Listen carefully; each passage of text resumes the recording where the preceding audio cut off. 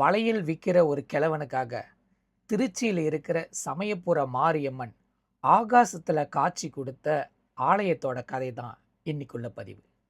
இந்த ஆலயத்தோட பெயர் ஆகாச மாரியம்மன். நாச்சியார் கோவில், கும்பகோணம் மாநிலத்துல இந்த ஒரு ஆலயம் இருக்கு. இந்த ஆலயத்துல அம்பாளுக்கு கருஞ்சலை கிடையாது, விக்கிரகம் கிடையாது, எதுவுமே கிடையாது.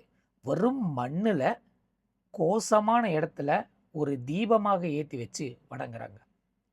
இந்த இடத்துல அம்பாள் வர்றதுக்கு முக்கிய காரணமே ஒரு வளையல் விற்கிற கிழவன் தான். நாச்சியார் கோயில்லேருந்து முன்ன உள்ள காலத்தில் பல வியாபாரிகள் வளையல் விற்கிறதுக்கு ஊர் ஊராக போகிறாங்க. அப்போது சமயபுரத்துக்கு போனோமா நல்ல வியாபாரம் வரும்னு சொல்லிட்டு ஒரு கூட்டமாக வளையல் விற்கிறவங்க குதிரையில் ரைட் சைடும் லெஃப்ட் சைட்லும் வளையல் வச்சுக்கிட்டு அந்த ஊர் நோக்கி போகிறாங்க. நாச்சியார் கோவில் கும்பகோணத்துலேருந்து திருச்சிக்கு போகிறதுக்கு ஏறத்தில் 118 கிலோமீட்டர். அப்போது ஒரு வாரமாக அந்த இடத்துல பயணிச்சுட்டு போகிறாங்க. சமயபுரத்தை அடையிறாங்க. பிறகு சமயபுரத்தில் வியாபாரத்தை பார்க்குறாங்க. வியாபாரம் முடிஞ்சோடனே சமயபுரம் அருகில் பார்த்தோமா ஒரு பொது மண்டபம் இருக்குது. அங்கே கூட்டத்தோட கூட்டமாக இந்த வளையல் விற்கிறவங்க தங்குறாங்க. சடனால் அந்த வளையல் விற்கிற ஒரு கிழவனுக்கு ஒரு கனவு வருது. அந்த கனவில் அழகான ஒரு பெண் பிள்ளை தாத்தா எனக்கு வளையல் கொடுக்குறியா, நான் வளையல் போடணும் ஆசையாக இருக்குன்னு. அந்த பிள்ளையோட முகத்தை பார்த்தோன்னே இந்த கிழவனுக்கு, ஐயோ அவ்வளோ தெய்வ கடாட்சமாக இருக்க, உனக்கு இல்லாத வளையலா, வா உக்காருன்னு சொல்லிட்டு அவர்கிட்ட இந்த வளையல் பெட்டியை திறந்து ஒவ்வொரு வளையலும் போடுறாரு. ஆனால் என்ன ஒரு விசித்திரமான விஷயம்னா, ஒவ்வொரு வளையலும் அந்த பிள்ளை கைக்கு போகும்போது அந்த வளையல் உடஞ்சி உடஞ்சி உடஞ்சி போகுது. உடஞ்சி போகிறது பார்த்தோன்னே அந்த கிழவனுக்கு என்னடா அது, ஏன் உடையுது, ஏன் இது நடக்குதுன்னு சொல்லிட்டு மனசு கொஞ்சம் பாரமாயிட்டுருக்கு.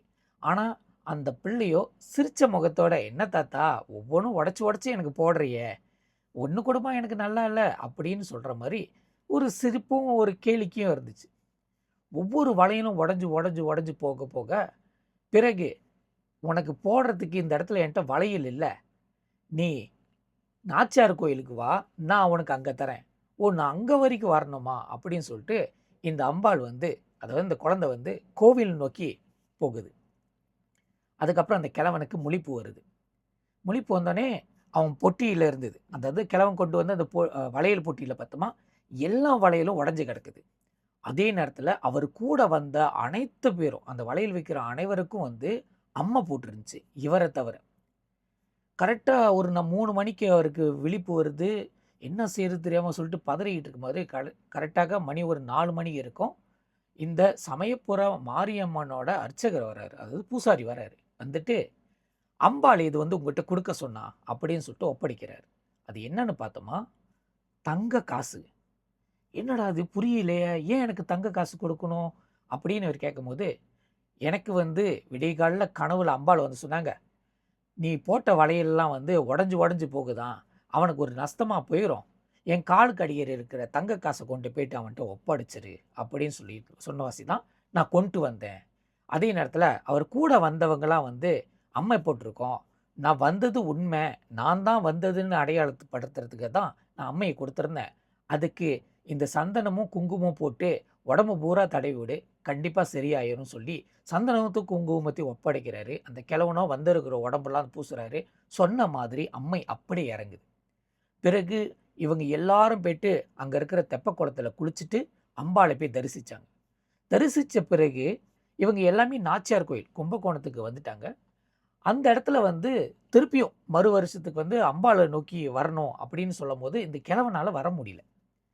அப்போ ஆத்தா, என்னால் உன்னை நோக்கி திருச்சிக்கு வர முடியல, எனக்கு இங்கேருந்து காட்சி கொடு அப்படின்னு இந்த கிழவன் கேட்கும்போது, ஓ உனக்கு இங்கே காட்சி கொடுக்கணுமா அப்படின்னு சொல்லிட்டு ஆகாயத்தில் அம்பாள் எல்லாருக்கும் காட்சி கொடுத்த அந்த விஷயந்தான் ஆகாச மாரியம்மனாக அந்த எல்லையில் ஒரு பெரிய கோவிலாக இல்லாமல் ஒரு மண்ணோட இருக்கிற ஒரு கோவிலாக அமைஞ்சிருக்காங்க.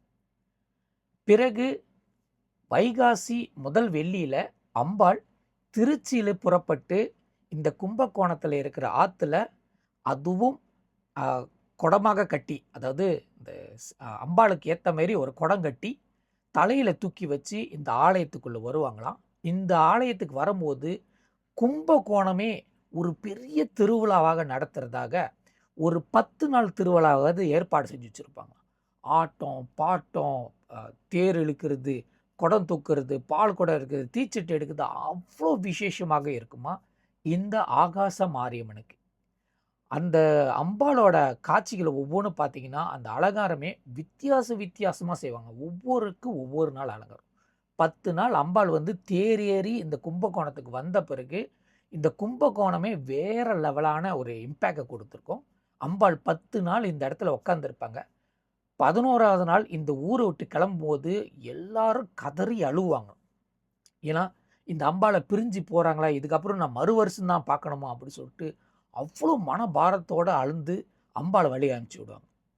இந்த போல ஒரு காட்சிய நான் பார்க்கறதுக்கு ஒரு வாய்ப்பு கிடைச்சு. ஆனா நான் பார்க்கும்போது ஒரு திருவிழா ஏற்பாடு செய்யும்போது தான் நான் பார்க்கறதுக்கு வாய்ப்பு கிடைச்சு.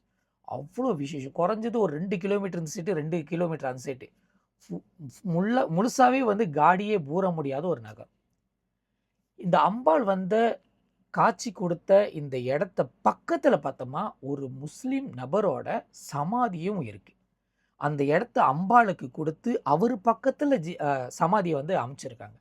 இங்க இருக்கிற இந்து, முஸ்லீமும் அதே நேரத்துல ஒரு ஹிந்துக்களும் உண்டான உறவு பார்த்தீங்கன்னா, அவ்வளோ அழகாக இருக்கும். அதுவும் குறிப்பா இந்த ஆகாச மாரியம்மன் கோயிலுக்கு வந்தீங்கன்னா, இந்த குழந்தை பாக்கியம், திருமண பாக்கியம், உடல்நல பாக்கியம் அதெல்லாம் வந்து சரிப்படுத்துறதுக்கு இந்த அம்பாள் மிகப்பெரிய உகந்த சக்தி உள்ளவங்க. அவ்வளோ பெரிய விஷயங்கள் அடங்கிய இந்த கோயிலுக்கு சொன்னா நம்ப மாட்டீங்க. நான் 7 முறை போயிருக்கேன். அந்த இம்பேக்ட்க்கு ஈக்குவலா, அதே இம்பேக்ட் ஈக்குவலா மலேசியாக்குள்ள அந்த ஆலயம் இருக்குன்னு சொன்னோமா, அது அலோஸ்தால இருக்கிற அனாபுக்கேட் அந்த இடத்துல உள்ள ஆகாச மாரியம்மனுக்கு உண்டான இம்பேக்ட்.